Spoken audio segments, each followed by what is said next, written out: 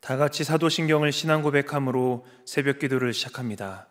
전능하사 천지를 만드신 하나님 아버지를 내가 믿사오며 그 외아들 우리 주 예수 그리스도를 믿사오니 이는 성령으로 잉태하사 동정녀 마리아에게 나시고 본디오 빌라도에게 고난을 받으사 십자가에 못 박혀 죽으시고 장사한 지 사흘 만에 죽은 자 가운데서 다시 살아나시며 하늘에 오르사 전능하신 하나님 우편에 앉아 계시다가 저리로서 산자와 죽은 자를 심판하러 오시리라.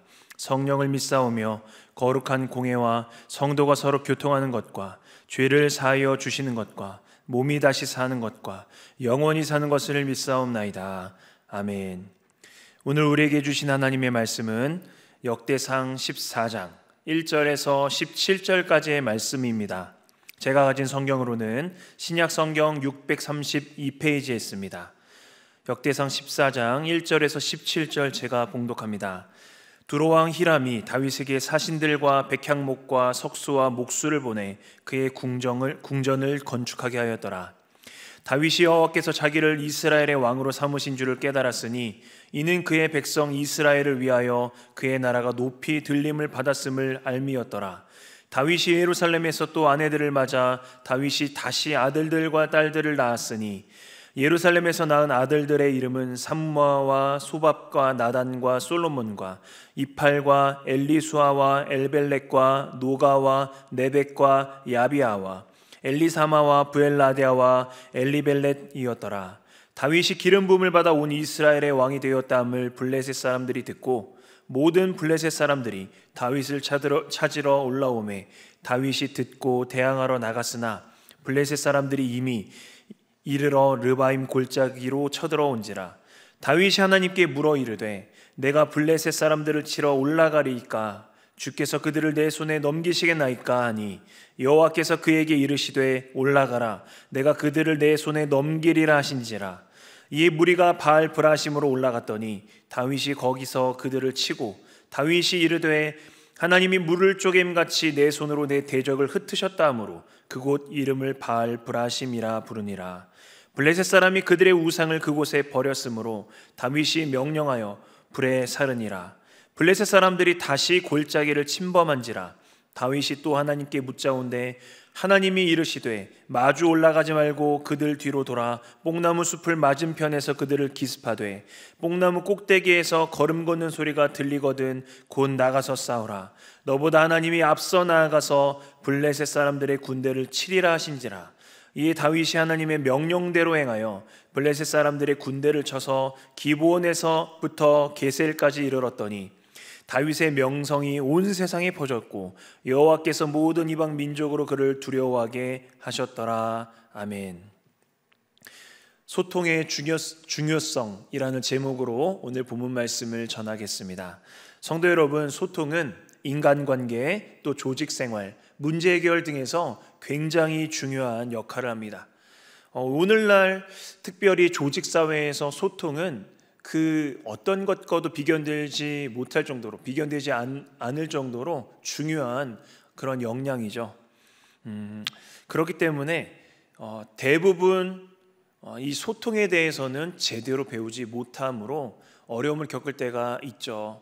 그래서 살아가면서 철이 철을 날카롭게 한과 같이 사람이 그 친구의 얼굴을 빛나게 하느니라 라는 말씀처럼 혼나기도 하면서 우리가 소통하는 방법을 배워나갑니다. 조직에서의 업무는 협업하는 것이 많기 때문에 특별히 소통은 그 어떤 것보다도 중요하죠. 비단 그런데 일상에서만 또 업무에서만 소통이 중요한 것이 아니죠. 신앙생활에 있어서도 소통은 그 무엇보다도 중요합니다.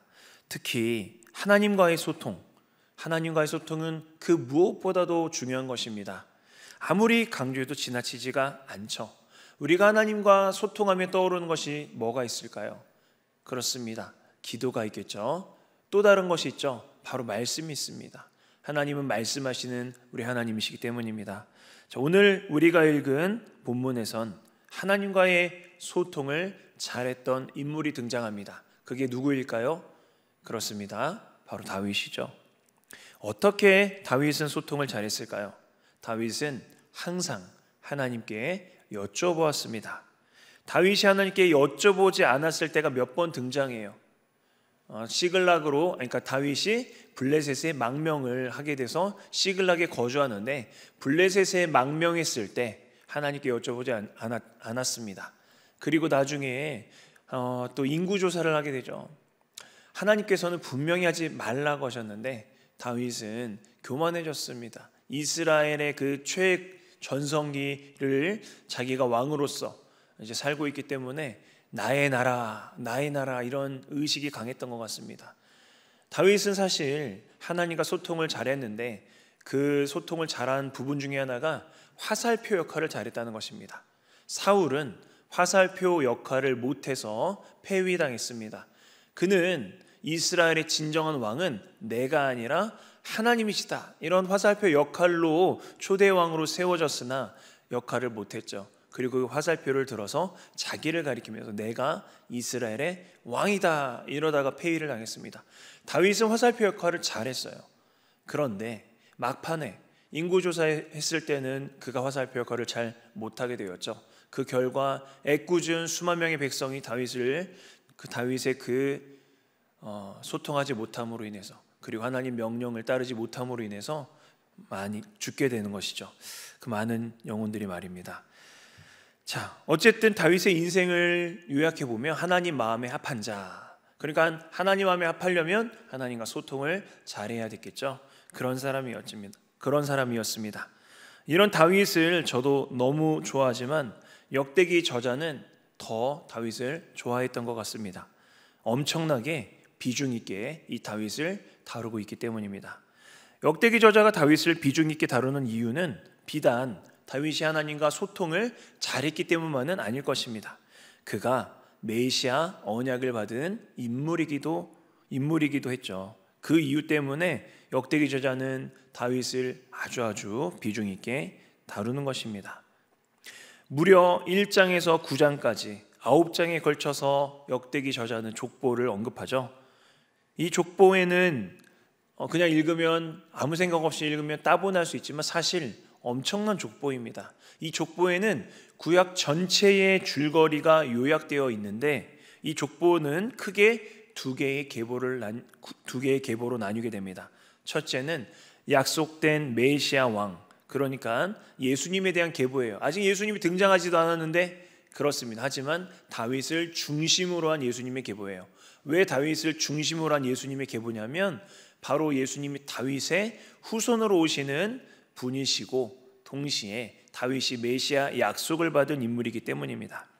그래서 이 족보는 유다에서 시작해서 다윗 왕에게서 클라이막스를 이루게 됩니다. 둘째 계보가 또 있습니다. 이 약속된 메시아 왕에 대한 계보, 다윗에서 클라이막스를 이루는 이 계보를 제외한 또 다른 계보가 있어요. 중요한 계보, 역대기에. 그것은 제사장 직분을 받아 성전에서 섬긴 아론의 후손들의 계보입니다. 아론의 후손들, 제사장들의 계보죠. 여기서 우리는 역대기의 가장 중요한 두 가지 주제를 발견할 수 있는데요. 첫 번째는 장차 다윗의 후손으로 오실 약속된 메시아 왕에 대한 갈망, 소망, 대망을 여기서 발견할 수가 있죠.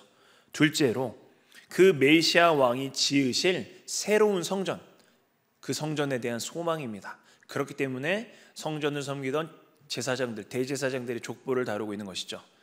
자, 이게 바로 역대기의 큰 두 가지 주제입니다. 오늘 본문이 속한 10장에서 29장은 다윗에 대한 이야기입니다. 희한하게도 역대기 저자는요, 다윗에 대한 부정적인 이야기를 다루지 않습니다. 사무엘서 저자와는 다르게 다윗에 대해서는 긍정적인 이야기만 다루고 있습니다. 그가 사울 왕으로부터 도망 다니면서 피신했던 일 기록하지 않습니다. 그리고 광야에 숨어있던 일 기록하지 않았습니다. 또 밧세바와 간음하고 그것을 숨기기 위해서 우리아를 살인교사란 일 기록하지 않았습니다. 이것이 바로 사무엘서와 다른 점입니다. 또한 사무엘서에는 없는 새로운 내용을 추가하는데요. 그래서 다윗을 더 두드러지게 보이게 합니다. 왜 그럴까요? 그 이유가 중요합니다. 역대기 저자는 다윗을 이상적인 왕으로 묘사함으로써 그의 혈통에서 오실 그 메시아의 모습을 더욱더 이 역대기를 읽는 백성들이 그 메시아를 대망하도록 만들기 위해서였습니다. 이런 맥락에서 오늘 본문의 내용도 살펴봐야 하는 것이죠. 오늘 본문 14장 앞뒤로 무슨 이야기가 있습니까? 13장에서는 여호와의 궤, 법궤라고도 하고 언약궤라고도 하는 이 여호와의 궤, 이것을 예루살렘으로 옮기는 과정에서 그 총 담당자였던 우사가 죽임을 당했고 언약궤를 오벳 에돔의 집에 둔 일이 기록되어 있습니다. 오늘 본문 다음 장인 15장에는 오벳 에돔의 집에서 다시 언약궤를 예루살렘으로 옮겨오는 일이 기록되어 있죠. 이 두 이야기 사이에 오늘 본문 14장이 딱 이렇게 샌드위치처럼 껴있는 것입니다. 그 14장의 내용 중에서 다윗이 하나님께 여쭤보는 내용이 반복되고 있죠. 그리고 다윗이 하나님의 명령대로 행하는 그런 일들이 기록되어 있습니다. 그것이 기록되어 있는 이유가 뭘까요? 굳이 이런 내용들이, 그건 바로 하나님과 소통하는 일이 매우 중요하다는 것을 강조하기 위해서입니다. 맞습니다. 하나님과 소통하는 일, 하나님께 여쭤보는 일이 얼마나 중요한지 보여주기 위해서였습니다.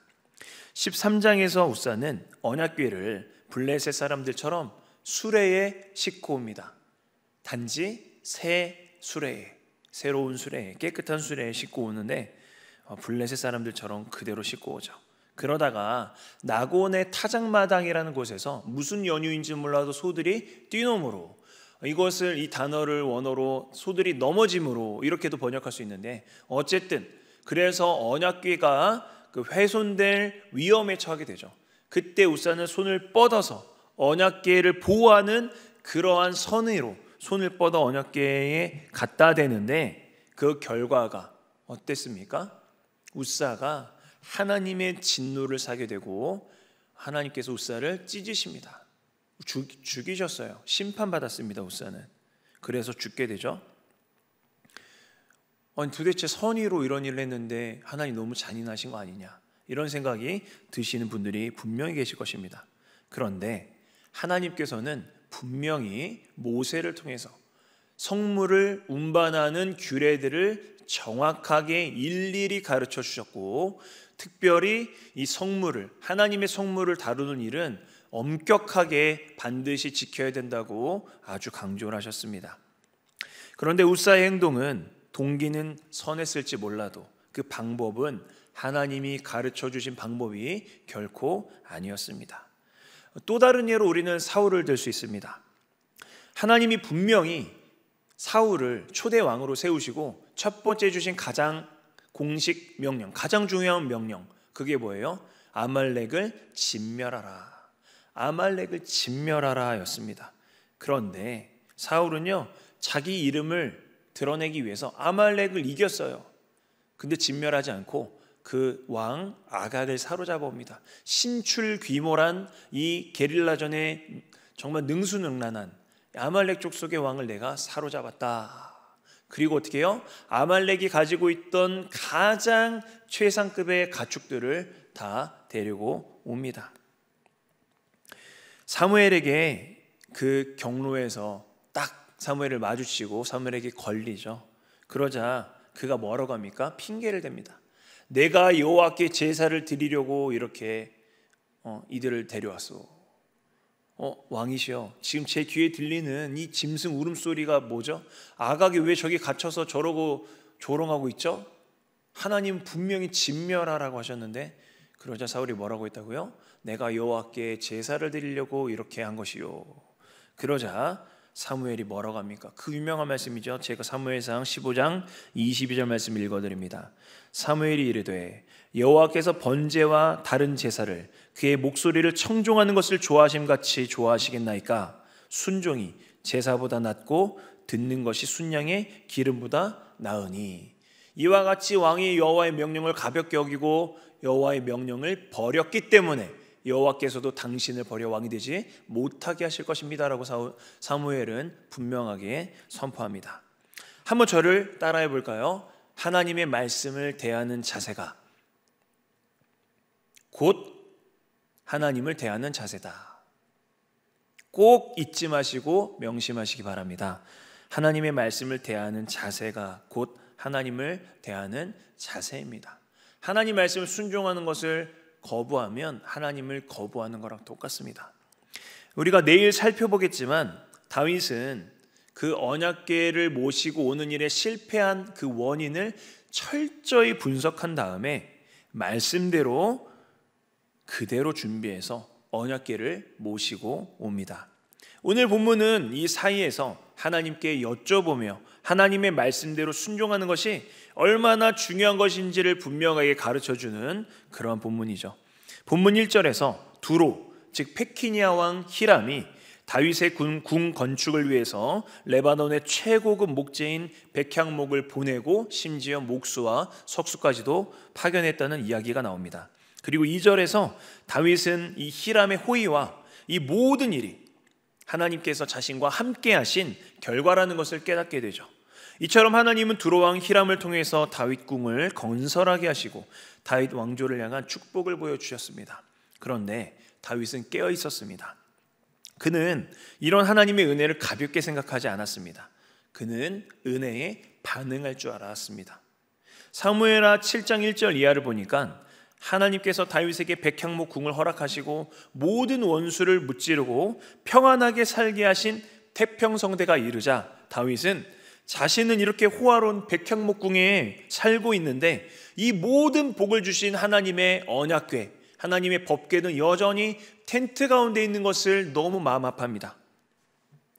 그리고 모든 건축 자재를 준비하고 나단 선지자를 불러서 내가 여호와께 성전을 지어드리고 싶다라고 말하죠. 하나님은 이에 감동하셨고 그와 메시아 언약, 그 유명한 다윗 언약을 맺으십니다. 다윗의 행동을 통해서 우리는 감사는 또 다른 감사를 불러온다는 사실을 알 수 있습니다. 본문 3절에서 6절을 보니까 하나님이 다윗에게 베푼 또 다른 축복이 등장합니다. 그건 바로 다윗의 후계자 목록이었습니다. 다윗의 자녀 목록은 다윗 왕조의 안정과 지속 가능성을 보여주는 목록입니다. 그야말로 총 13명의 아들들이 나오는데 특이하게도 밧세바의 아들 4명을 먼저 소개합니다. 그런데 한편으로 3절은 다윗의 취약점을 고발하는 것 같습니다. 다윗이 예루살렘에서 또 아내들을 맞아. 또라는 말이 저는 확 와닿았는데 여러분 어떠셨습니까? 또 아내들을 맞아. 이미 다윗은 헤브론에서 맞이한 6명의 아내들이 있었습니다. 밧세바를 비롯해서 또 아내들, 그러니까 복수죠. 여러 명을 또 맞이했어요. 예루살렘에서 밧세바를 비롯해서 아내들을 또 맞이한 이 일은 그가 이성에 취약하다라는 것을 고발하는 것 같습니다. 8절에서 16절은 다윗이 예루살렘 통치 초기에 블레셋과의 전투에서 대승했던 이야기를 다루고 있습니다. 그 대승의 비결이 뭐예요? 바로 하나님과 바른 소통을 하고 그 소통한 결과를 순종한 것이죠. 이것은 바로 하나님의 함께 하심을 이끌었습니다. 모든 블레셋 사람이 다윗의 목숨을 노리며 르바임 평원에, 골짜기인데 평원이에요. 이렇게 전쟁하기 좋은 그 평원에 쳐들어왔습니다. 그곳은 예루살렘 서남쪽 5km 떨어진 베들레헴 근처였습니다. 블레셋이 쳐들어오자 다윗은 어떻게 했어요? 하나님께 여쭤봅니다. 이런 모습은 선대 왕이었던 사울의 모습과는 완전히 대비가 되죠. 사울은 하나님 찾기를 포기하고 오히려 하나님이 가증히 여기시는 신접한 자에게 물었습니다. 역대상 10장 13, 14절을 제가 읽어드립니다. 사울이 죽은 것은 여호와께 범죄하였기 때문이라. 그가 여호와의 말씀을 지키지 아니하고 또 신접한 자에게 가르치기를 청하고 여호와께 묻지 아니하였으므로, 2번이나 강조하죠. 여호와께 묻지 아니하였으므로 여호와께서 그를 죽이시고 그 나라를 이새의 아들 다윗에게 넘겨 주셨더라. 얼마나 하나님이 신접한 자에게 가는 것과 하나님 말씀을 듣지 않는 것을 가증히 여기시는지를 가르쳐주는 본문이죠. 사랑하는 성도 여러분, 오늘 말씀을 통해 하나님과의 소통의 중요성을 뼈저리게 느끼셔야 합니다. 하나님은 언제나 하나님을 찾는 자들에게 응답하셨습니다. 하나만 더 예를 들어볼까요? 역대하 14장 11절 12절입니다. 아사가 그의 하나님 여호와께 부르짖어 이르되 여호와여, 힘이 강한 자와 약한 자 사이에는 오직 주밖에 도와주리가 없사오니 우리 하나님 여호와여, 우리를 도우소서. 우리가 주를 의지하며 주의 이름을 의지하옵고 이 많은 대적 앞에 이 많은 무리를 치러 왔나이다. 여호와여 주는 우리 하나님이시오니 원하건대 사람이 주를 이기지 못하게 없소서 하였더니 여호와께서 구스 사람들을 아사와 유다 사람들 앞에서 치시니 구스 사람들이 도망하는지라. 세라라는 이집트의 대장군 같은 사람이 100만 대군을 이끌고 이렇게 남유다를 쳐들어왔어요. 그때 아사가 한 기도입니다. 울부짖으며 하나님께 하나님의 도움을 구하며 하나님을 찾았죠. 아주 멋진 기도죠. 저도 이 말씀을 붙잡고 저희 집이 스님한테 사기당했을 때 저희 아버지가 4년 넘도록 기도했습니다. 법정 공방을 했는데 상대 측은 부장판사 출신의 변호사였어요. 하지만 다무도 못 이긴다 했는데 이 말씀을 붙잡고 어머니와 저는 계속 기도했을 때 4년 이후에 승소해서 지금은 거기가 절이 아니라 교회가 되어 있습니다. 하나님이 응답하셨죠. 여러분, 하나님의 능력을 우리는 너무나 제한할 때가 있어요. 상담을 하다 보면 그냥 포기해요. 성도들이 그냥 그 결과를 수긍하고 받아들여요. 그러면 주님이 내 믿음이 어디 있느냐라고 여쭤보실 때 제 믿음은 여기까지입니다 라고 하는 거랑 다를 바가 없는 것이죠. 그럴 때 좀 안타까워요. 여러분이 말씀을 정말 믿고 내 믿음이 크도다 칭찬받으시기를 바랍니다. 주님이 항상 말씀하시잖아요. 내 믿음대로 되라. 한편 13절 이하를 보니까 패배한 블레셋은 이에 굴하지 않죠. 또다시 르바임을 침범합니다. 이때도 다윗은 어떻게 했어요? 하나님께 여쭤봅니다. 하나님은 이번에는 구체적으로 가르쳐 주세요. 매복과 기습 전략을요. 그리고 다윗은 하나님이 명하신 이 작전을 그대로 수행했습니다. 그 결과 그는 블레셋 군대를 공격해서 기브온에서 게셀까지 추격했습니다. 게셀은 이스라엘과 블레셋의 경계예요, 경계. 따라서 게셀까지라는 말은 블레셋을 이스라엘의 영내에서 완전히 몰아냈다는 의미입니다. 결국 하나님이 함께 하심으로 승승장구한 다윗은 하나님이 아브라함에게 약속한 가나안 경계인 이집트 강에서 하맛 어기까지 다 차지하게 됩니다. 사랑하는 성도 여러분, 하나님을 찾는 자는 승리하게 됩니다. 이것이 역대기가 가르쳐주는 교훈입니다. 왜냐하면 전쟁은 여호와께 속한 것이기 때문입니다. 하나님과 소통하는 방법은 크게 두 가지입니다. 첫째는 하나님께 기도하는 것이고 둘째는 말씀대로 순종하는 것입니다. 우사가 죽은 것을 계기로 다윗은 그 원인을 파헤쳤을 것입니다. 하나님의 언약궤는 율법에 보니까 레위 지파의 고앗 자손들이 어깨로 운반하라고 분명히 기록되어 있구나. 내가 우사를 죽게 했구나. 얼마나 후회하고 땅을 치며 회개했을까요? 그리고 나서 그가 순종했을 때 언약궤를 우리 15장을 보면 예루살렘에 안치했던 것처럼 블레셋과의 전쟁에서 하나님께 여쭤보고 그대로 순종했을 때 다윗은 승승장구하게 되었습니다. 그리고 하나님이 아브라함에게 하신 약속을 성취하실 때 그 실현자가 되었고 및 수혜자가 되었습니다. 우리 삶에서 하나님의 말씀대로 순종하는 것은 때론이 아니에요. 항상 장애에 부딪힙니다. 수로보니게 여인이 예수님께 와서 자기 딸을 귀신 들린 딸을 고쳐달라 했을 때 예수님은 장애를 세팅하시죠. 개들에게 줄 거 없다. 너는 이방인 개다. 장애를 일부러 세팅하세요. 그 여인은 어떻게 반응해요? 놀랍게도 주님 맞습니다. 나 개입니다. 하지만 개들도 그 당시에 빵을 이렇게 찢어 먹는 빵이었잖아요. 토기 그릇에 빵 소스 같은 걸 찍어서 먹다가 맨 마지막 부스러기는 설거지하는 용도로 그릇을 다 닫고 그걸 버려요. 개들이 와서 주워 먹도록. 나는 그 부스러기라도 충분합니다라고 수로보니게 여인은 주님께 자기 믿음을, 그 예수님이 놓으신 장애를 뛰어넘고 그 믿음을 보였죠. 그렇습니다. 순종하는 것은 때론 장애에 부딪힐 때가 있습니다. 하지만 상관하지 마십시오. 오히려 주님이 내 믿음이 어디 있느냐라며 나를 테스트하시는구나 라고 받아들이시고 내 믿음 보여드려야지 라고 결단하시기 바랍니다. 그리고 하나님께 여쭤보고 하나님이 원하시는 것을 선택하여서 하나님과 온전한 소통 관계를 이루시는 저와 여러분들 되시기를 간절히 축복합니다. 그렇게 다윗과 함께 하신 하나님이 나와 함께 하시는 것을 경험하시는 그런 복된 인생 되시기를 축복합니다. 기도하겠습니다.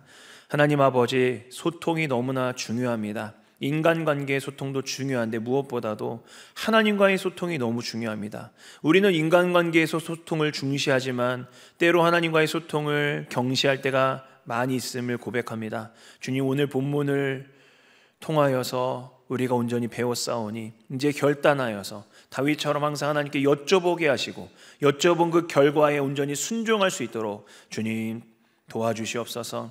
하나님 아버지, 그래서 내 믿음을 주님께 보여드리는 그러한 항상 도전을 맞닥뜨릴 때마다 그것을 능히 이겨내는 우리 모두가 되게 하여 주시옵소서. 사랑하는 우리 교회 위해 기도합니다. 모든 성도가 성령 하나님과 동행하며 각자의 자리에서 생수의 강을 흘려보내는 사명 감당하게 하여 주옵소서. 여름 단기 선교에 함께할 팀원들을 주님께서 보내주시옵소서. 그 모든 팀원들이 이번 여름 단기 선교를 통해서 하나님을 깊이 만나게 하여 주시옵소서. 담임 목사님과 부교역자들, 당회원과 모든 섬김이들이 영육 강건하게 하시고 신실하게 사명 감당하도록 주의 능력 베풀어 주시옵소서. 제6대 담임 목사님을 청빙하는 모든 과정 가운데 주님이 함께하여 주시고 주님께서 다윗을 예비하신 것처럼 하나님 마음에 합한 자를 예비하여 주시며 청빙위원 한 사람 한 사람 능력과 성령 충만함 부어주셔서 주님의 뜻을 분별하여 주님 온전하게 잘 소통하며 온전한 안목으로 보며 그렇게 분별할 수 있게 도와주시옵소서. 하나님, 우리나라와 민족을 위해 기도합니다. 새로운 정부가 국내외 상황을 정확하게 판단할 수 있도록 지혜를 주시고 하나님, 고루고루 인재를 등용할 수 있게 또 적절한 정책을 펼쳐나갈 수 있도록 도와주셔서 민생과 안보와 국익이 잘 지켜지게 하시고 우리나라가 하나님의 정의와 공의가 온전히 서는 국민의 의사가 존중되는 나라가 되게 하여 주옵소서. 한국교회 성도들이 각자 자리에서 말씀 살아내게 하셔서 이와 같이 너희 착한 행실을 보고 하늘에 계신 너희 아버지께 영광 돌리게 하라 하신 말씀처럼 이웃과 열방에 우리의 행동으로 하나님을 증거하게 하여 주옵소서. 하나님, 분납 80여 년입니다. 벌써 북한 땅을 덮고 있는 사망 권세가 무너지게 하시고 흉악의 결박이 끊어져 자유와 해방과 복음을 누릴 수 있는 통일의 날이 속히 오게 하여 주옵소서. 한국교회의 통일을 위한 기도가 더욱 강력하게 일어나게 하여 주시옵소서. 세계 열방과 세계 선교를 위해서 기도합니다. 세계 곳곳에 여전히 전쟁과 분쟁이 끊이지 않고 있는데 주님께서 그 모든 지역에 예수님으로 말미암아 평화가 임하게 하여 주시고 복음이 그 모든 상처들을 싸매어 감싸게 하여 주시고 많은 영혼이 주께 돌아오게 하여 주옵소서. 땅끝에서 주의 복음을 전하는 모든 선교사님들 주께서 동행하여 주시고 성령 충만케 하셔서 사명 감당하게 하시고 열매 맺게 하여 주시옵소서. 특별히 오늘은 키르기즈스탄에서 사역하시는 이성욱 강한 선교사님 위해 기도합니다. 비슈켓, 칸트 학생들이 말씀 안에서 지혜와 지식이 자라게 하시고 새로운 종교법이 통과되었는데 주님, 신학교의 안전을 지켜 주시옵소서. 마태복음 강의를 통해 학생들이 진리를 깨닫고 하나님 나라를 세워가는 참된 제자 되게 하여 주시고 영육 강건하여 선교사님들 맡겨진 사명을 잘 감당하게 하여 주시옵소서.